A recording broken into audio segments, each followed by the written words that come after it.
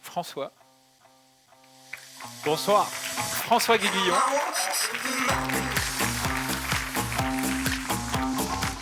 Je suis déçu, tu l'as pas fait là. Ah non, bah non. Toute l'après-midi, il a répété sa montée sur scène qui était composée normalement d'un roulé-boulé absolument.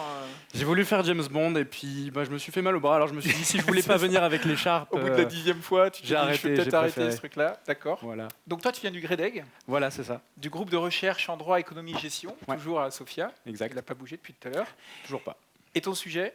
Les énergies renouvelables et l'intelligence économique. Parfait. Et ta directrice de thèse est... Isabelle Doucet. Alors écoute, on te souhaite bonne chance. Ben merci. Je te donne le top chrono à 3, 2, 1, c'est parti. Un homme averti en vaut deux. Bonsoir. Je vais vous parler des énergies renouvelables car j'ai l'intime conviction qu'elles représentent la meilleure solution pour limiter les dérèglements climatiques. En tant que juriste, j'ai pour mission de simplifier le droit des énergies renouvelables, de les avantager, de les sécuriser. Pour ce faire, je vais recourir à un concept, l'intelligence économique. L'intelligence économique, rassurez-vous, ce n'est pas une théorie complexe d'un économiste aux sourcils froncés. Imaginez plutôt un James Bond au service de Sa Majesté l'économie, sans la vodka martini. Quoique, tous les moyens sont bons pour obtenir de l'information. Car c'est là le cœur de l'intelligence économique, la maîtrise de l'information stratégique en vue de défendre des intérêts économiques dans un contexte concurrentiel. Et cette information, cela peut aussi être les règles du jeu, le droit. Ainsi, je vais m'attacher à utiliser le droit afin de favoriser le développement économique des énergies renouvelables. Alors oui, certains, peut-être même parmi vous, jugeront cette méthode suspecte. Et ils ont raison. Car l'instrumentalisation du droit, en le détournant de ses objectifs d'intérêt général et d'expression des valeurs d'une société, a déjà eu de grandes conséquences. Rappelez-vous de l'affaire Alstom Energy. Une action en justice, fondée sur la loi anti-corruption américaine, a été utilisée contre les dirigeants d'Alstom pour faire pression sur eux et les conduire à vendre leur branche énergie à l'américain General Electric.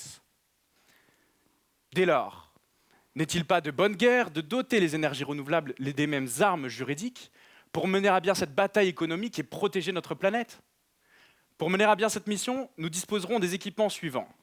Le stylo législatif pour simplifier le droit des énergies renouvelables parfois contradictoires. Le bouclier juridique des informations stratégiques pour protéger nos innovations, à concilier avec le nécessaire transfert de ces technologies vers les pays en voie de développement qui en ont besoin. Ensuite, le sniper d'influence normative pour influencer les organisations qui vont réglementer le secteur. Et enfin, le détecteur des signaux faibles juridiques afin de déterminer les tendances d'évolution du droit et anticiper. Et les indices que j'ai déjà pu relever m'amènent à la conclusion suivante. Les énergies renouvelables vont être réintégrées au marché de l'énergie et se verront donc appliquer les règles de la concurrence. Elles doivent donc développer des moyens de maîtrise de la demande, comme les compteurs électriques intelligents, Linky, qui soulèvent des problématiques nouvelles concernant le droit à la vie privée, mais aussi des moyens de maîtrise d'offres et donc de stockage de l'énergie produite, où tout l'arsenal législatif reste à construire. Et je compte bien apporter ma pierre à cet édifice afin que demain ne meure jamais.